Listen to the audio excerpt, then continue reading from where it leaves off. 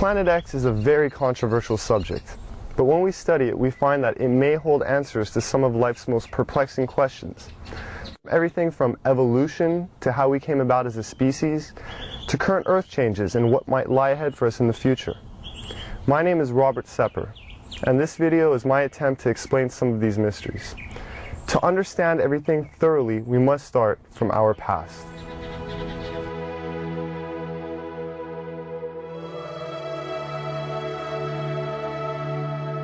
As you do research on our mitochondrial DNA, you find that it goes back into the range of 150,000 years based on the mitochondrial DNA, which is, I think, pretty much incontrovertible.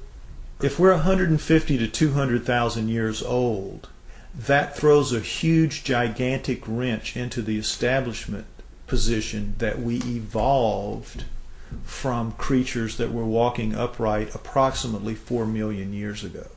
The early Australopithecines, Lucy, everyone is familiar with her at around 3.2 to 3.5 million years ago, and they're finding new ones all the time. And all they say is to qualify as human is to be upright walking. If you're an upright walking pre-creature, you're called a pre-human. And even though all of those creatures, right through Neanderthal, from Lucy at 4 million years ago, right through the Homo habilis, Homo erectus, Neanderthal to Cro-Magnon, right up to Cro-Magnon, all of those creatures don't look anything like human beings as we are today. They are as different from us as primates. In fact, they look like primates. They look like upright walking primates.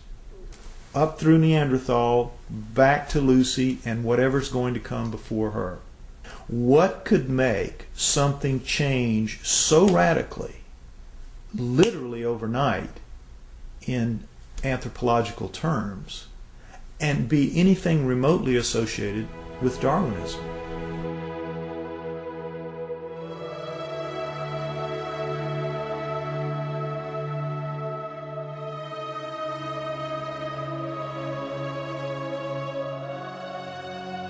I believe, personally, that the writings of the Sumerians 4,000 years ago, as chronicled by Zecharia Sitchin in his books, The Earth Chronicles, I believe that is the most logical and reasonable explanation that there is for how we came to be. 20 some odd years ago, Zecharia Sitchin wrote The 12th Planet. In The 12th Planet, he describes ancient writings and texts by the Sumerians depicting a 3,600-year orbit of Nibiru.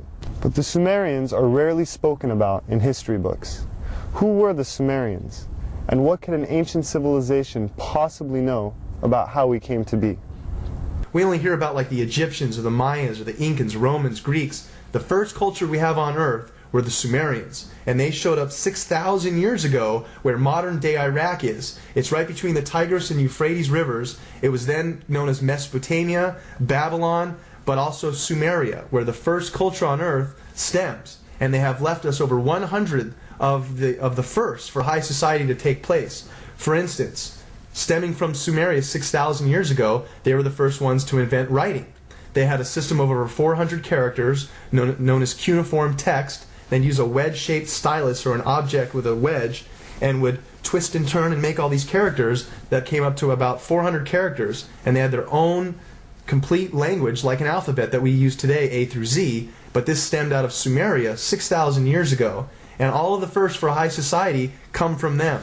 Time, the calendar, math, schools, courts, judges, systems of law, all of this originated in Sumeria, which was then known as Mesopotamia, Babylon, today's modern-day Iraq. The Sumerians are actually probably the most influential culture of the ancient world. Not the Egyptians, not the Greeks, not the Romans, the Sumerians. The Sumerians invented, for example, the zodiac.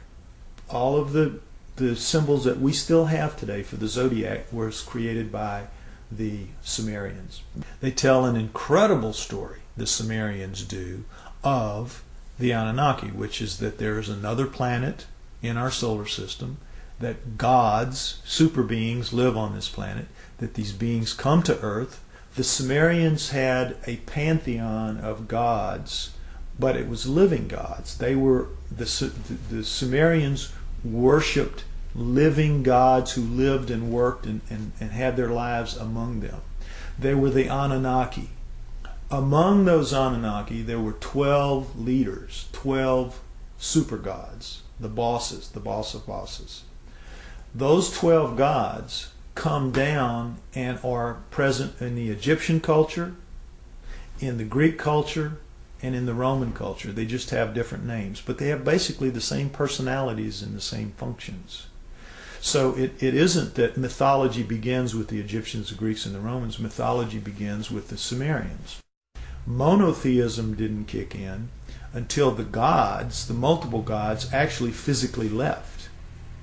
When we look at all the stories in the Bible about how God is a feared God, and if you do what God tells you, you are given the reprisal of going to heaven, or if you do wrong, you go to hell, and it's very black and white. But the Sumerians give us a lot more context into that line of thinking and how it came about in their image and after their likeness. The Anunnaki quoted to the Sumerians as saying, "We have created you in our image and after our likeness, and we were their slaves," basically, to do as they bid it.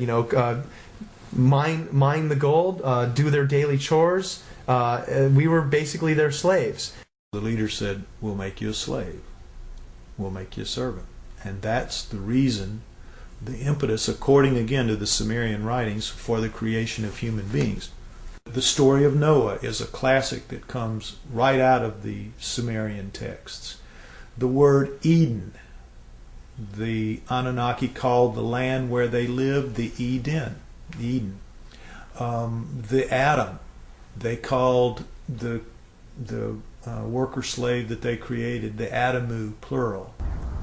Could the Anunnaki have genetically engineered humans? It sounds incredible until we consider that we ourselves genetically engineer the fruit and vegetables we eat every day. From tomatoes to apples and oranges to cloning Dolly the sheep. If we can genetically manipulate DNA, then who's to say that we weren't created or our DNA wasn't tampered with by another race of beings in the past? Now the question is, were we? Did they? And if we were, there must be some empirical evidence, some clues left behind, besides writing in a text that points to this. If you look at the human genome, you'll see that it looks very much like a primate genome, except the second and third chromosomes are fused into one. So, what does that solve? It gives you all the chromosomal material of the primate, but it's now only taking up the space in the combining process of 46. It is 46 chromosomes with 48 chromosomes of genomic material still in there. Now, how could nature do that? How could nature fuse those two chromosomes together in any length of time? It wouldn't happen. It couldn't happen. That was done. According to Sitchin, we were created genetically by the Anunnaki as a worker, to mine gold for them, to serve them. People out there, even if you're not a scholar, even if you're not anything, if you open your eyes a little bit to this and you start just doing your own research, you're going to find paths there that lead you to some things that are going to awaken new ideas into you.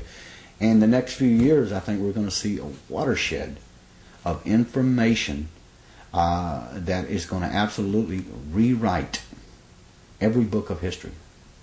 There's evidence left over this entire planet when you start thinking, and you must believe, that we are the offspring of these people.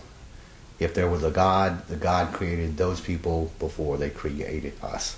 We are here because of an act of divine creation, but they were people just like us, only older, only more technically advanced. We need to rediscover that in ourselves, that we are a great civilization. We came from a great civilization. Right. And I would tell anybody to look, open your eyes and look for it. Don't be blinded to something that's led to nothing but the slaughter of ourselves for thousands of years. And we still are at that point. We're still a warring society. When this documentary or others like it are put out there and enough people will see it, at least that will start a beacon somewhere that will start shining a little bit brighter. And so at some point we're going to see that we have a different history than what we've been given. The proof's there. Our true history may be indeed very different than what we've been taught through the ages. Whether this data has been withheld or our identities have just been forgotten, it is our responsibility now to rediscover who we are and where we're going.